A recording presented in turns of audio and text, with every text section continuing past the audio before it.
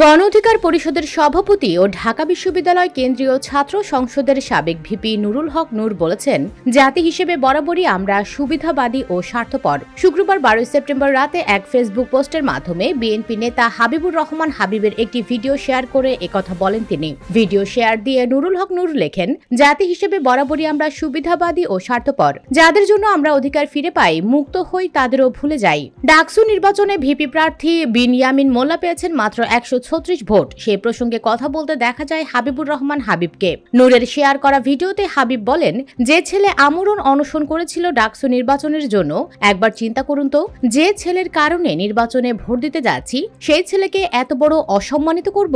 ছাত্র দলের ভেতরে হাজার দোষ আছে, আপনি ভোট দিলেন না, আমার কোনো আপত্তি নাই, কিন্তু যারা আন্দোলনে ছিল, যারা ভোটটা নিয়ে আসলো, ফ্যাসিস্টের পতন ঘটিয়ে যে ছেলেটা আমরণ অনশন করলো, তাকে কেন আপনারা অবহেলা করলেন? এই প্রশ্নটার উত্তর কি কেউ দিতে পারবে? মিলাতে পারবে কেউ? নূরের সেই পোস্টে অনেকেই মন্তব্য করে নিজের মতামত জানিয়েছেন। কেউ লিখেছেন, বিনয়ামিন মোল্লা ভাইয়ের জন্য কষ্ট লাগলো, আরো বেশি ভোট পাইতে পারত, কাউকে আলাদা করে দেখার সুযোগ নাই। কেউ লিখেছেন, ইয়ামিন মোল্লা তার ত্যাগ ও বিসর্জন অনুযায়ী ডাকসু নির্বাচনে মূল্যায়িত হয়নি। কারো মতে, জুলাইতে যুদ্ধ করেছে সবাই।